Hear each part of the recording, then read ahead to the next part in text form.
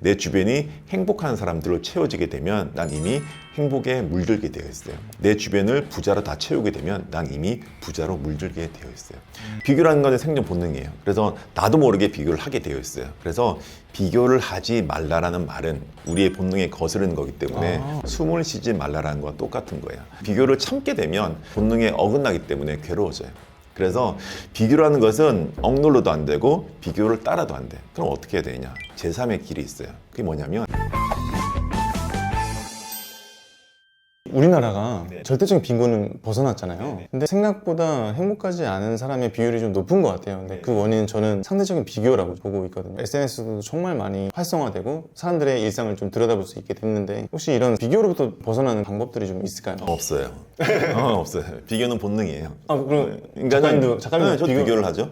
비교는 인간의 본능이기 때문에 어쩔 수 없이 하는 거예요. 우리가 비교를 통해서 생존해 왔잖아요. 원시 시대에 우리 조상들은 비교를 통해서 호랑이 나타나면 바로 도망갔잖아요. 그게 왜냐면 우리의 생존 본능 중에 하나가 비교를 통해서 우열을 가리고 나보다 강한 존재가 있으면 내가 도망을 가야 되고 나보다 약한 존재면 내가 잡아먹어야 되거든요. 그게 우리 DNA에 박혀있기 때문에 비교라는 것은 생존 본능이에요. 그래서 나도 모르게 비교를 하게 되어 있어요. 그래서 비교를 하지 말라라는 말은 우리의 본능에 거스르는 거기 때문에 숨을 쉬지 말라라는 거와 똑같은 거예요. 자연스러운 거네요. 그렇죠. 가장 쓸데없는 이야기가 비교하지 말라라는 이야기예요. 어차피 못하기 때문에 누구든지 비교를 할 수밖에 없어요. 왜냐? 생존 본능이기 때문에. 근데 괴롭기 때문에 비교라는 본능이 나타났을 때 그거를 따르지 말라는 거예요. 그러면 비교를 따르지 말라는 말은 비교를 참아야 되냐? 우리가 비교해도 하나의 욕망이거든요. 비교를 참게 되면 본능에 어긋나기 때문에 괴로워져요. 우리가 어떤 욕망이라든지 본능을 억누르게 되면 괴롭잖아요. 그러다가 더 터지게 되는 거예요. 그래서 비교라는 것은 억눌러도 안 되고 비교를 따라도 안 돼. 그럼 어떻게 해야 되냐? 제3의 길이 있어요. 그게 뭐냐면 내가 비교하고 있구나라는 걸 알아차리는 거예요. 그거는 비교를 따르지도 않고 비교를 억누르지도 않는 내가 지금 비교하고 있네. 그럴 수 있지. 그건 인간의 본능이니까 그래 그럼 넌 그렇게 살고 난 이렇게 살게. 그게 제가 늘 이야기하는 삼그의 지혜라는 거예요. 그렇구나. 그럴 수 있다. 그래라 그래. 내가 지금 비교하고 있구나. 그렇구나 라는 알아차림을 통해서 나는 인간의 본능인 비교를 할 수밖에 없는 거야. 그럴 수 있다. 그렇게 해서 나를 이해하고 인정하고 허락하고 용납하는 과정. 그걸 통해서 흘려보내기. 그래라 그래. 그래 너는 그렇게 살고 난 이렇게 살게. 이런 과정을 통해서 우리는 비교를 알아차릴 수가 있어요. 비교를 알아차리게 되면 비교를 따라가지도 않고 비교를 억누르지도 않고 비교를 흘러보낼 수 있는 힘이 생기게 되는 거예요. 한마디로 받아들이면 좀 마음이 편해진다는 맥락하고 좀 비슷할까요? 단순하게 수용하는 게 아니라 수용이라는 것은 체념하는 것 비슷한데 그게 아니라 적극적으로 알아차리는 거예요. 허용하는 거예요. 제가 말했죠? 허락하고 용납하는 거. 그게 내 마음을 부정적으로 채색하지 않고 긍정인 상태를 유지하면서 비교라는 부정적 감정을 흘려보내는 거예요. 우리가 비교를 하면 부정적 감정이 들잖아요. 그 부정적 감정을 내 안에 그대로 머물게끔 내버려 두지 않고 체념한다는 것은 내버려 둔다는 것이고 흘려보내는 것은 적극적으로 허용한다는 거예요. 좀 다른 개념이긴 한데 조금씩 하다 보면 알게 되는 그런 순간이 있어요. 저도 사실은 20대, 30대 때인데 제가 무슨 감정인지는 잘 모르고 살았다가 30대 후반 되면서 저랑 대화하는 시간을 되게 많이 가져갔거든요. 외부에서 커뮤니케이션 하는 시간보다는 저와 대화하는 시간, 일기를 통해서, 명상을 통해서 일기를 저는 많이 쓰는 편인데 그런 과정도 어느 정도 그런 걸 알아내는 과정이라고 네, 생각해요. 맞아요. 도움이 되죠. 근데 중요한 거는 이 차이를 알아야 돼요. 일기는 나의 생각을 쓰는 거지만은 명상은 내 생각을 들여다보는 거거든요. 그래서 오히려 일기를 쓰면서 내 생각이 더 굳건해지는 건 아닌지 한번 살펴볼 필요가 있어요. 일기를 쓸 때 내 마음이 진정으로 이 생각을 쓰는 것인지 아니면 오히려 나를 좀 다잡기 위해서 나의 결심과 나의 다짐을 쓰는 건 아닌지 한번 살펴보셔야 돼요. 우리가 일기를 쓸 때 확언을 쓰거나 나의 어떤 결심이나 다짐을 쓰는 경우 되게 많거든요. 네, 맞아요. 제가 그래요. 오히려 내 마음과 반대되는 내 생각에 집착하는 경우가 많거든요. 그것 때문에 오히려 내 생각과 내 마음을 비교하게 되면 더 큰 결핍감이 쌓이게 돼. 나는 100억 부자다, 100억 부자다, 나 뭐 할 거야. 맨날 써봤자 내 마음 속에는 더 큰 결핍감이 자리 잡는 이유는 인간은 본능은 비교하고 있고 그 본능이 비교를 통해서 내 생각과 내 마음을 비교함으로써 내 마음의 결핍감을 더 쌓아나가는 과정이라는 거예요.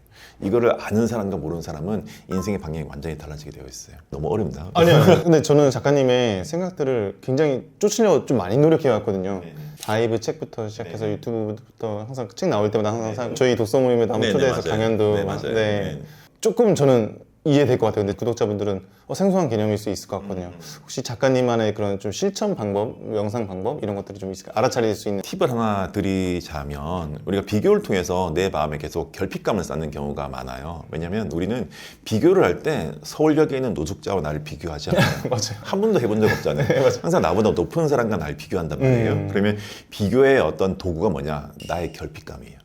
나의 결핍감을 가지고 상대와 비교를 하지 나의 우월감을 가지고 상대와 비교한 경우는 거의 없어요. 그렇죠? 비교를 하면 할수록 뭐가 생기냐? 내 마음에 결핍감이 계속해서 쌓이는 거예요.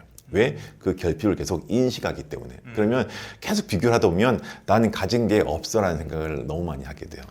나는 가진 게 없어. 제 마음을 듣긴 것 같습니다. 그렇죠. 가진 게 없어라는 그 결핍감을 가지고 남과 비교하기 때문이에요. 그런데 사실 우리는 많은 걸 이미 가지고 있다는 것을 알게 되면 내 마음에 결핍감이 아닌 풍요로움을 쌓을 수가 있는 거예요. 제 책에 썼던 이야기 중에 하나가 우리 행복이라는 것은 만족이라는 거거든요. 우리는 만족할 때 행복하잖아요. 근데 행복의 공식이 뭐냐면 원하는 것 분의 가진 것이거든요. 행복은 가진 것 나누기 원하는 것이에요. 근데 우리 분모라는 게 커지게 되면 원하는 게 많아지면 많아질수록 행복 지수는 떨어지잖아요. 근데 우리 가진 게 많으면 많을수록 행복 지수는 올라가게 됐어요. 그런데 나는 가진 게 없어요 하는데 사실 우리 일상에 대해서 감사하게 되면 우리는 너무 많은 것을 이미 가지고 있어요. 그러기 위해서는 내가 이미 가지고 있는 거에 대해서 감사하는 마음을 가지게 되면 우리는 가진 사람이 되게 돼요. 우리는 이미 옷도 가지고 있고 바지, 팬티, 신발, 볼펜, 안경 다 가지고 있잖아요. 이 가진 거에 대해 감사하게 되면 우리는 즉각적으로 만족할 수 있게 돼요. 쉽게 말해서 내가 가진 것을 원하는 사람, 내가 가지고 있는 옷을 내가 지금 원해, 나는 즉각 만족할 수 있어요. 내가 쓰고 있는 안경을 내가 너무나 가지고 싶어. 근데 난 이미 가졌네? 그러면 바로 행복해져요. 가진 것을 원하는 삶을 살게 되면 바로 만족하고 바로 행복해지게 돼요. 그럼 비교의 감정에서 좀 벗어나게 돼요. 저도 사실 아침마다 제가 감사 얘기를 많이 쓰거든요. 네네네. 예를 들면 몸이 아프다가 좀 괜찮아졌다. 네네. 그래도 내가 원하는 일을 하고 있다. 네네. 그래도 사업이 그래도 나쁘지 않게 돼가고 있다. 주변 사람들로부터 신뢰를 얻고 있다. 부모님 건강하구나. 이렇게 감사 얘기 쓰고 나면 조금은 좀 낫거든요. 맞아요. 네. 정말 맞아요. 저한테 얼마 전에 사업하시는 분이었는데 그분이 되게 유통업을 되게 크게 하시다가 어떤 뭐 지인분의 사기로 인해 가지고 한 100억 정도의 손해를 보고 너무 큰데요? 되게 큰 손해를 보고 이제 저를 찾아와서 저랑 이야기를 한 적이 있었는데 그분한테 제가 그런 이야기 했어요. 선생님 만약에 100억이 있어요. 돈을 많이 벌어서 100억이 있는데 아니 한 500억이 있어. 사업을 하다가 큰 사고로 인해서 시력을 잃게 되었어. 내 인생에 500억은 벌었지만 남은 인생 50평생을 눈을 잃은 상태로 살아야 돼. 그런데 미국에서 되게 유명한 안과 의사가 그 시력을 회복하는 방법을 발견하게 되었어. 그런데 그 치료 방법이 600억이야. 그러면 선생님은 치료할 겁니까? 안 할 겁니까? 물어보면 모든 사람들은 다 치료할 거라고 그래요. 무조건이죠. 예. 그렇죠. 500억을 얻었는데 앞이 못 본 세상을 살 바에야 그냥 600억을 가지고 치료를 하고 눈을 떠 있는 세상을 살겠다는 거잖아요. 모든 사람이 그렇게 선택하잖아요. 그러네. 그 선택을 지금 하고 계신 거랬어. 본인은 이미 100억의 마이너스를 지고 있지만 눈이 보이는 세상을 살고 있다는 축복 속에 사는 거잖아요. 우리는 이미 보고 있어. 그러면 적어도 600억의 돈을 번 거라 생각하게 되면 그게 얼마나 큰 축복이에요. 그래 생각하면 우리는 이미 너무 많은 것을 지금 가지고 있다는 것을 알게 되는 거죠. 일단 인간이 살아있다는 것만으로 얼마나 큰 기적이에요. 신은 모든 인간에게 생명을 부여하지 않아요. 제가 좋아하는 예수님이나 부처님이나 스티브 잡스에게는 생명을 빼앗아갔잖아요. 적어도 우리는 생명이 주어져 있잖아요. 그리고 볼 수 있는 눈도 있고 느낄 수 있는 오감을 다 가지고 있고 그리고 말하고 걸을 수 있는 자유로움도 있고 얼마나 행복한 거예요. 그래서 제가 항상 이야기하는 살아있다는 단순한 기적과 볼 수 있다는 황홀한 축복 그리고 말하고 걸을 수 있다는 자유로움에 대한 감사 이 기축감만 가지고 있어도 일상의 당연함에 대해서 감사할 수 있게 돼요. 작가님은 그런 감사의 마음을 좀 가진 지 얼마나 되셨나요?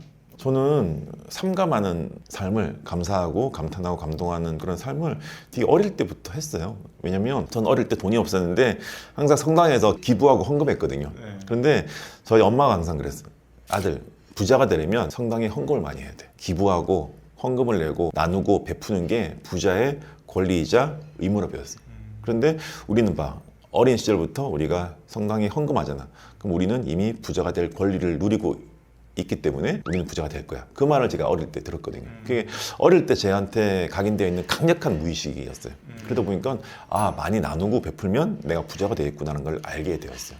그러면서 이 나누고 베푸는 과정 속에서 나는 내 삶에서 내가 기부할 수 있는 돈이 있다는 것에서 되게 만족을 했어요. 그때부터 나는 남에게 나눌 수 있는 그 풍요로운 마음을 내가 가지고 있다는 걸 알게 되었어요. 그게 굉장히 강력한 무의식이에요. 내 마음을 풍요로 물들이는 것. 그거는 남들에게 베풀고 나눌 수 있는 그 여유의 힘을 가지게 된 거죠. 유튜브에서는 사람들이 질문을 안 했던 부분인데 작가님은 솔직히 잘생기셨고 아니 왜 그래요? 아니, 왜냐면은 제 주변에도 작가님 한번 만나고 싶다는 여성분들이 좀 많고 네네. 인기도 많으시고 솔직히 지금 엄청 유명하시고 정말 아유, 자신의 아니. 자신의 생각을 정말 많은 사람들에게 전달하고 계시는 그런 네네. 팬도 있으실 것 같아요. 네네. 근데 아까 나도 비교를 한다라고 말씀해 주셨잖아요. 네네. 근데 혹시 누구랑 비교를 할까, 어떤 비교를 할까 좀 개인적인 궁금증이 있어갖고. 비교는 어느 순간 늘 나타날 때가 많죠. 뭐 지금도 뭐 비교할 때도 있고 올 때도 비교할 때도 있는데 그냥 내가 비교하고 있구나라고 그냥 넘어가는 거. 그냥 대수롭지 않게. 그냥 그 비교에 끄달리지 않고 나 비교했네. 그냥 뭐 비교할 수 있지. 하면서 그냥 잡생각으로 넘어가는 것 같아. 비교를 했을 때 그 생각에 집착을 하게 되면 그 시간을 보내게 되잖아요. 쓸데없는 시간. 그런 시간 여행을 하지 않고 저는 그냥 알아차리면 흘려보낼 수 있는 힘이 생기게 돼요. 제가 좋아하는 릴리징이라는 게 생각이 나타났을 때 그 생각을 흘려보낼 수 있는 힘. 내가 지금 비교하고 있네? 그럼 그냥 알아차리는 거예요. TV를 볼 때 아니면 책 읽을 때도 이 작가님 어떻게 이런 생각을 했을까? 어떻게 이런 표현을 썼을까? 참 대단하다 라고 하면서 제 책과 비교하기도 하거든요. 그러면서 이 사람을 뭐 본받아야겠다 이런 것도 있지만은 내가 비교를 했네. 그래 뭐 이분은 이런 식으로 이렇게 글을 써왔으니까 이렇게 됐구나. 나도 곧 이렇게 되겠지? 라고 그냥 생각하는 거예요. 어떻게 보면 그 질투보다는 내가 좀 뭘 배울까 이렇게 그런 생각의 과정이 있으신 건가요? 그렇죠. 예를 들어서 우리가 비교는 사람과 비교를 제일 많이 하잖아요. 동물과 비교하지 않고 그렇죠. 세상과 비교하지 않잖아요. 사람과 비교를 하는데 만약에 그 비교하는 사람이 내 주변 사람이라면 그 비교를 통해서 내가 이 사람보다 잘 돼야지 이런 것보다는 이 사람이 좀 더 잘 됐으면 좋겠는데 라는 것도 되게 많이 해요. 내 주변 사람들을 좀 더 이롭고 이익이 되고 행복하게 만드는 것.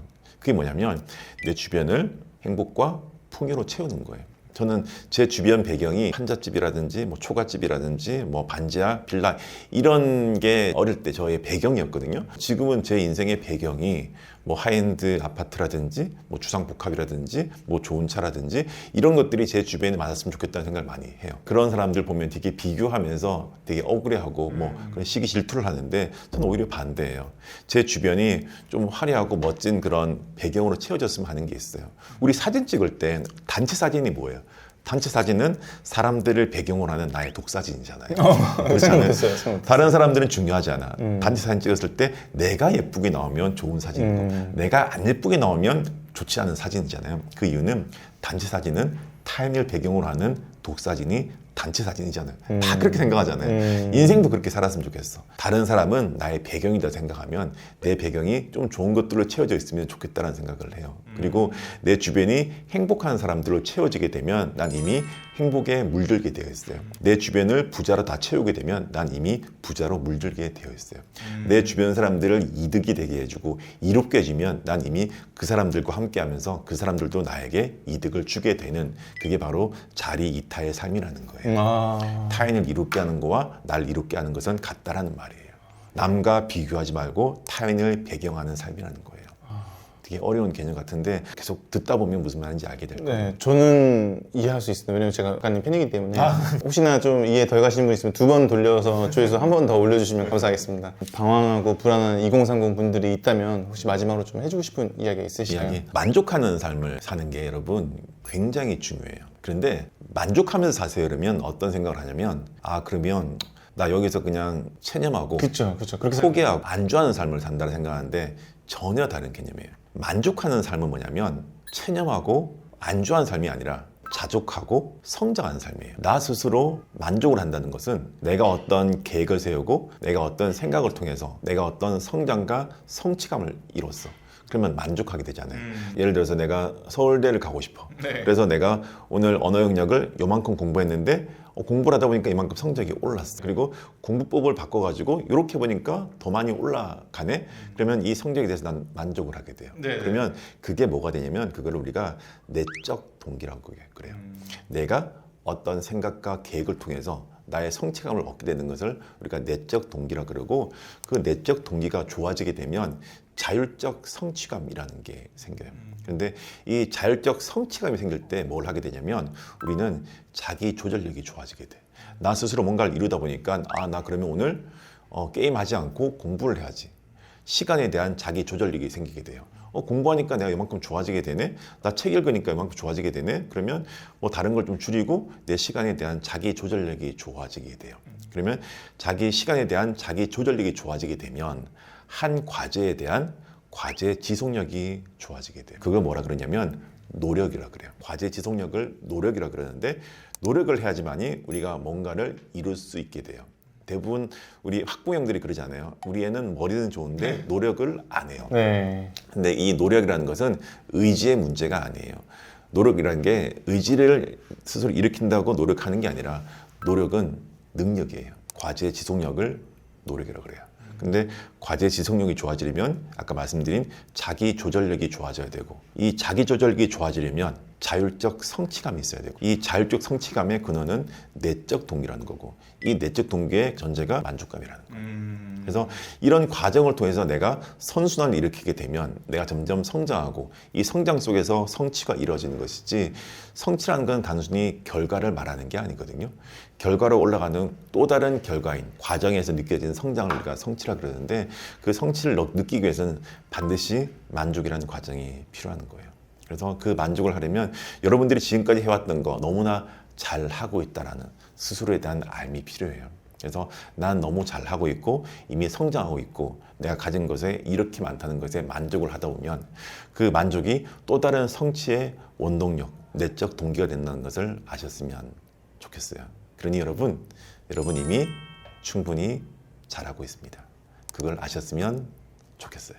아, 오늘 제가 너무 위로받았어요. 네네. 제가 너무 위로받았고 이렇게 너무 귀한 시간 또 나와주시고 또 저희 2030 분들에게도 저희 구독자분들에게도 좋은 이야기 나눠주셔서 너무 감사합니다. 제가 사실은 좀 진심으로 좀 영광이거든요. 제가 이렇게 대화를 나눌 수 있다는 것만으로 너무 감사하고 제가 유튜브를 하는 이유들 중에 하나가 뭐 좋은 이야기를 나눠주고 싶은 것도 있는데 10년 뒤, 20년 뒤에도 제가 이 영상을 제가 바라볼 수 있다는 게 사실은 좀 되게 행복하거든요. 그러니까 어떻게 보면 지금의 영상이 80세의 대표님의 선물일 수가 있는 네, 맞습니다. 그래서 이런 거 남겨놓는 거 되게 좀 좋은 것 같아요. 이거 보시는 구독자 여러분들도 자신의 어떤 영상을 한번 만들어 보세요. 인생에서 굉장히 의미 있고 가치 있는 경험이라고 저는 생각을 하고 있어요. 네. 초대해 주셔서 감사합니다. 아, 너무 감사합니다. 네, 이야기 나눠주셔서 감사합니다. 또 뵙도록 하겠습니다. 네, 알겠습니다. 집으로 한번 초대해 주십시오. 네, 알겠습니다.